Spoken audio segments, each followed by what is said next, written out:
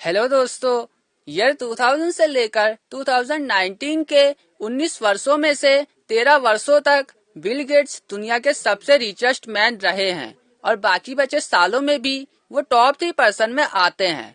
अब Bill Gates, जिन्हें आप मोस्ट सक्सेसफुल पर्सन बोल सकते हो 21st सेंचुरी का, उनके नंबर 1 मोस्ट फेवरेट बुक है बिजनेस एडवेंचर, जिसे उनके दोस्त वॉरेन बफेट ने उन्हें गिफ्ट किया था।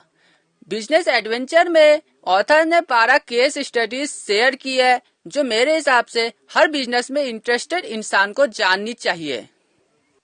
चलिए जानते हैं ये 12 केस स्टडीज क्या हैं। Number 1, falling sky.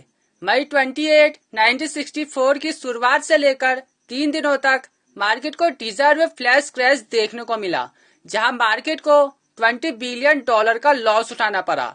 Stock market history में हुई इतनी बड़ी चीज की शुरुआत छोटी सी चीज से हुई।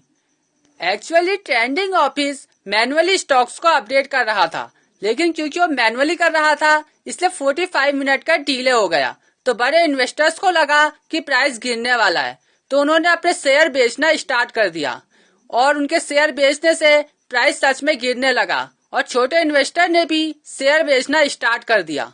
अब सभी इन्वेस्टर को कॉमन नॉलेज थी कि इंडेक्स 500 पॉइंट के नीचे नहीं जाता, तो वो जैसे ही उसके पास पहुंचा सभी ने शेयर खरीदना स्टार्ट कर दिया और सभी के शेयर खरीदने से प्राइस बढ़ गया और जो लॉस 3 दिन के अंदर मार्केट ने देखा था वो 1 दिन में ही रिकवर हो गया। लेसन नंबर 1, बिना प्रॉपर फैक्ट पता करे कभी मत डरो। 97% बार हम उन छोटी बड़ी चीजों की फिक्र करते हैं जो या तो होती ही नहीं है या बहुत छोटे लेवल पर होती है। Number 2, Ford EdCIL.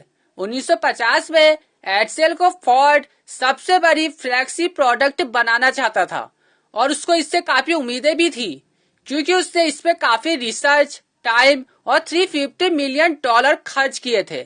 लेकिन जब कार लॉन्च हुई तो वो ज्यादा कमाल नहीं कर पाई और फेल हो गई। लोगों ने तो उसको one of the most ugliest car भी कहा। उस टाइम पे वो सबसे बड़ी प्रोडक्ट फेलियर थी। इसके फेलियर के 3 रीजन थे। पहला, 1955 में अमेरिका की इकोनॉमी बढ़ रही थी और लोगों के पास एक्स्ट्रा पैसे बच रहे थे अपने आप पे खर्च करने के लिए और लोग मीडियम रेंज की कार खरीद रहे थे।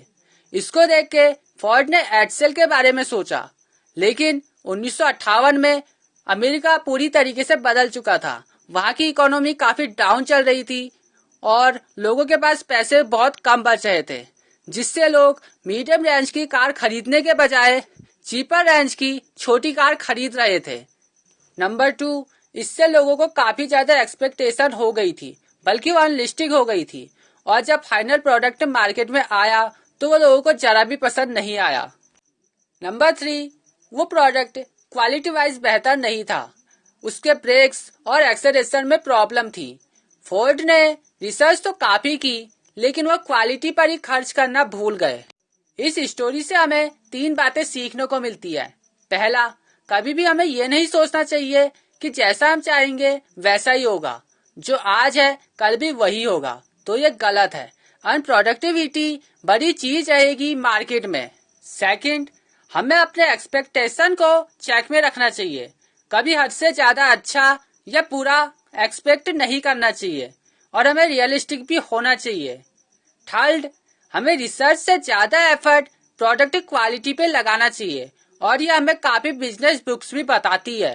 इस बुक के बाकी लेसन्स हम नेक्स्ट वीडियो में जानेंगे।